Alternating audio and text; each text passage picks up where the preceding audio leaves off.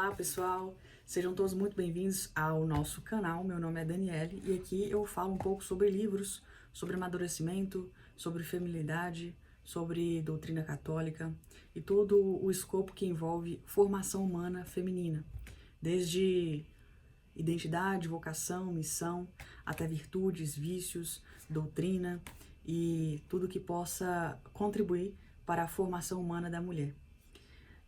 Hoje eu queria falar um pouco, na verdade eu queria fazer uma leitura guiada deste livro aqui, A Missa Parte por Parte.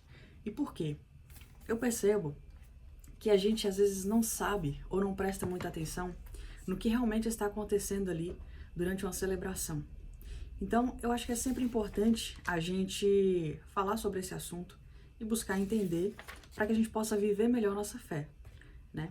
Então eu vou fazer essa experiência de fazer uma leitura guiada, não sei se isso vai dar certo. Provavelmente continuarei essa leitura guiada apenas lá no meu clube do livro. E aqui a gente vai passar só pelos capítulos principais, os primeiros, na verdade, tá bom? Então aqui, ó, esse aqui ele tem muitos capítulos, 41 capítulos, ou seja, ele vai pegando parte por parte da missa, minuciosamente explicando. Então é um livro bem didático e eu recomendo que vocês adquiram, tá? Se você ainda não tem. Então vamos lá. Capítulo 1, a visão geral. Numa cidade estava sendo construída uma bela catedral feita de pedras. Os operários iam e vinham no meio da grande construção. Certo dia, chegou àquela cidade uma importante autoridade e foi ver a obra. O ilustre visitante entrevistou 3 operários que carregavam pedras. Aos 3 fez esta pergunta: amigo, o que está fazendo? O primeiro respondeu-lhe: estou carregando pedras. O segundo disse: estou ganhando o meu pão de cada dia. E o terceiro falou: estou construindo uma catedral onde muitas pessoas encontrarão a salvação. E aqui, eu e minha família nos reuniremos para louvar a Deus. Ou seja, prioridades, né? Cada um com sua prioridade. Daqui a gente já pode tirar a importância que o terceiro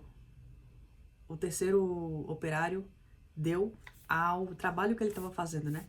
Ele tinha um porquê transcendente. Por que ele estava fazendo aquilo? Porque ele queria contribuir para a salvação das almas, incluindo ele e a família dele. Vamos lá. Deus quer amigos e não escravos. Estão vendo? Os 3 operários faziam o mesmo serviço, mas com espírito diferente. A missa também é assim. Ela é a mesma para todos, mas a maneira de cada um participar pode ser diferente. Depende da fé que as pessoas têm. Existe quem vai à missa apenas para cumprir o preceito, como aquele operário que simplesmente carregava pedras. Existe também quem vai à missa para fazer pedidos a Deus, como o operário que trabalhava somente para ganhar seu salário. E existe a pessoa que participa da missa com fé e alegria, louvando e bendizendo a Deus, à semelhança do operário que trabalhava contente porque estava construindo a casa do Senhor. Veja bem como está sendo a sua missa. Deus quer amigos e não escravos. O escravo obedece, o amigo ama e participa. Às vezes vamos fazendo muitas coisas sem saber por quê, principalmente quando se trata de religião. Muitos confundem fé com superstição. Observe o que acontece em certos enterros. Na hora em que se coloca o defunto na sepultura, muita gente joga um pouco de terra sobre o caixão. Esse gesto deve simbolizar uma obra de misericórdia, sepultar os mortos. Mas a maioria nem sabe disso e o faz com um sentido supersticioso que nada tem a ver com a fé. Olha só que interessante isso daqui, né? Com qual dos operários você tem se identificado aqui? Como que você tem levado a missa? O que é a missa para você, né? Você vai lá só para ganhar alguma coisa em troca, uma graça em troca, uma bênção em troca? Ou você vai lá só para cumprir um preceito porque é obrigação? Ou você vai lá porque você realmente faz por amor, por piedade, por devoção? Entende a diferença? Eu percebo que muitas vezes, como eu sou convertida há algum tempo, eu não sou católica a vida inteira, apesar de que eu batizei quando pequena, fiz catequese, etc e tal, mas durante ali a minha adolescência eu me afastei muito e retornei depois de adulta. Então eu percebi que quando as pessoas assim, elas são católicas de berço, é uma opinião minha, uma coisa que eu percebi das pessoas ao meu redor. As pessoas quando são católicas de berço e nunca deixaram de ser católica, às vezes aquilo ali vai entrando numa certa rotina, vamos dizer assim, e isso acaba por parecer uma coisa ordinária, banal, uma missa. Então eu vou lá, por que eu vou à missa? Só porque é domingo mesmo. E ao contrário de recém-convertidos, existe toda aquela coisa de início, aquela animação, aquela motivação, aquele fervor de quem encontrou o tesouro. Então eu percebi muito essa diferença entre recém-convertidos e católicos que já são católicos desde sempre.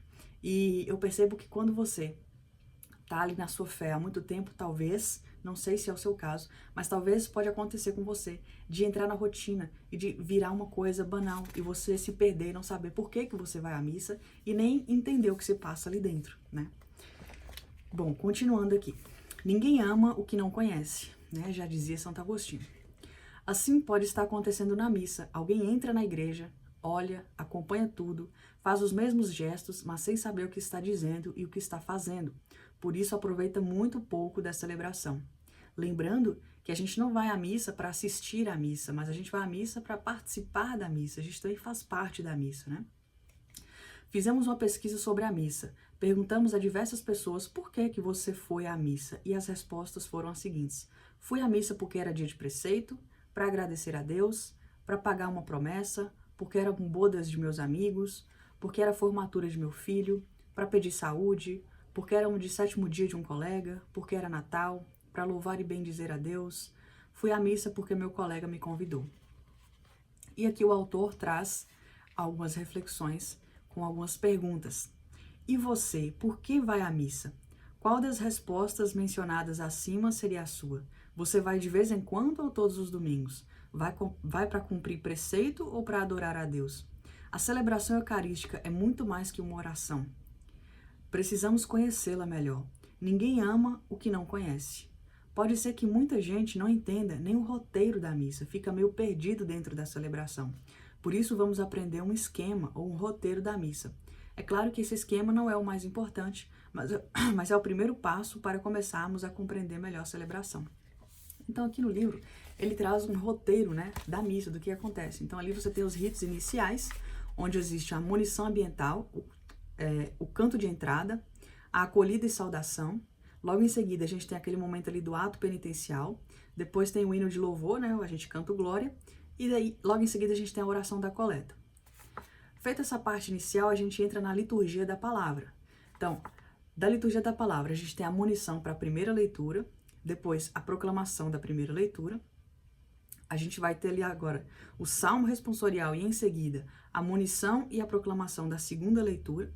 Aí a gente tem a proclamação do evangelho, a homilia, a profissão de fé, e aí a gente entra na oração dos fiéis, que são as preces rezadas ali na hora. Logo a seguir, a gente vai entrar na liturgia eucarística, e aí a gente tem a preparação das oferendas, né? Dentro da liturgia eucarística, a gente tem 3 momentos. A preparação das oferendas, que é o quê? É o canto e procissão das oferendas, a apresentação do pão e do vinho, é o momento em que o presidente da celebração lava as mãos, depois o momento em que ele fala orar, irmãos, e aí a gente tem a oração sobre as oferendas. Logo em seguida, a segunda parte ali da liturgia eucarística, a gente tem a oração eucarística mesmo, né? Onde o padre ele vai proclamar, ele vai rezar o prefácio e o santo, depois ele vai fazer a invocação do Espírito Santo, ele vai falar a narrativa da ceia, a consagração do pão e do vinho, depois ele vai terminar tudo e vai dizer, eis o mistério da fé, ele lembra a morte e ressurreição de Jesus, depois a gente tem orações pela igreja e o louvor final. Depois a gente vai ter aqui o rito de comunhão, que é a última parte da liturgia eucarística. O Pai Nosso e a oração seguinte, saudação da paz, fração do pão, Cordeiro de Deus, felizes os convidados, distribuição da comunhão, canto de ação de graças e depois a gente tem uma oração após a comunhão. E aí a gente tem os ritos finais, que é os comunicados e convites, né, os avisos paroquiais, depois a bênção final e o ide em paz, que é a despedida. Então, essas são o roteiro da missa, né? Vamos dizer assim. Então, um católico, ele precisa saber o que está se passando ali. Ele precisa saber assim, agora é a liturgia eucarística, agora é a liturgia da palavra. Isso aqui é o rito final já, o padre já vai dar a bênção. O que eu preciso fazer quando o padre vai dar a bênção? Então, assim, a gente precisa saber essas coisas. Continuando. O corpo e a alma da missa. Vimos o esquema da missa, onde se destacam duas partes, a liturgia da palavra e a liturgia eucarística. Esse esquema nos ajuda a ter uma visão global da celebração, mas devemos lembrar que esses atos exteriores, os gestos, as palavras, os sinais, os objetos, são como o corpo da missa, enquanto a fé e o amor são a alma desse corpo. Se alguém comunga sem crer na presença real de Jesus, recebe sim o corpo do Senhor, mas não participa da salvação contida no sacramento. Então, é preciso ter fé no que está acontecendo ali, né? Por isso, muita gente vai à igreja e dela sai do jeitinho que entrou, porque não faz o seu encontro pessoal com a graça de Deus, fica apenas na exterioridade. Às vezes até peca porque vai para criticar as falhas humanas do rito, falta de inspiração do padre, o canto desafinado e o comportamento dos irmãos. Então, o que a gente precisa aqui pensar? Existe uma forma de comungar, aquela comunhão em que existe uma fé real na salvação através daquela comunhão, certo? Sem fé, você recebe o corpo do Senhor, mas você não participa daquela salvação contida no sacramento. Você está sem fé, você está morno, você está ali no automático, né? E como que faz para eu receber essa comunhão com fé? Eu preciso ter, durante a missa, um encontro pessoal com Jesus Cristo, com a graça de Deus, né? Eu preciso perceber o amor de Deus por mim e retribuir através da fé. Mais adiante, vamos ver a espiritualidade ou o mistério da missa. Ela torna presente a ceia do Senhor e o seu sacrifício redentor. É o nosso encontro com Deus e com os irmãos, reunidos no amor de Jesus Cristo.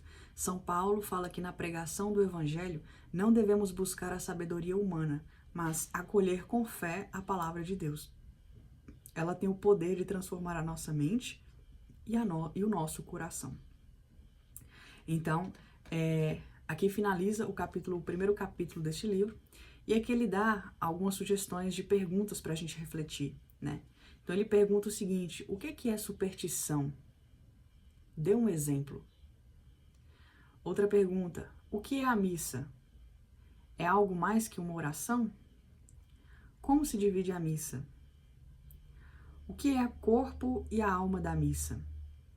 O que acontece a quem comunga sem fé? Como você participa da missa? E a última pergunta: você tem criticado ou vivido a missa?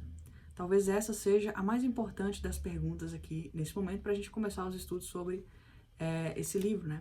Você tem criticado ou vivido a missa? Porque numa missa a gente encontra sim muitas falhas, muitos problemas, mas a gente não está ali como um juiz do que está certo ou está errado. A gente precisa aprender a viver mais essa celebração. E não só como espectadores, mas como pessoas que fazem parte da celebração, tá? Então é isso. Fica então o primeiro capítulo, essa experiência aí de uma leitura guiada, é a primeira vez no canal. Se você quiser ver mais vídeos como esse, e se tiver sugestões de outros livros, a gente não vai tratar aqui somente livros de doutrina, isso aqui é só para a gente iniciar. O resto dos capítulos serão trabalhados no nosso Clube do Livro, se você quiser fazer parte, o link vai estar na descrição. E é isso, pessoal, espero que vocês tenham gostado e espero que esses vídeos possam contribuir para a gente amar mais o que a gente vai passar a conhecer a partir de agora, porque não se ama aquilo que não se conhece. Então é isso. Até mais, grande abraço.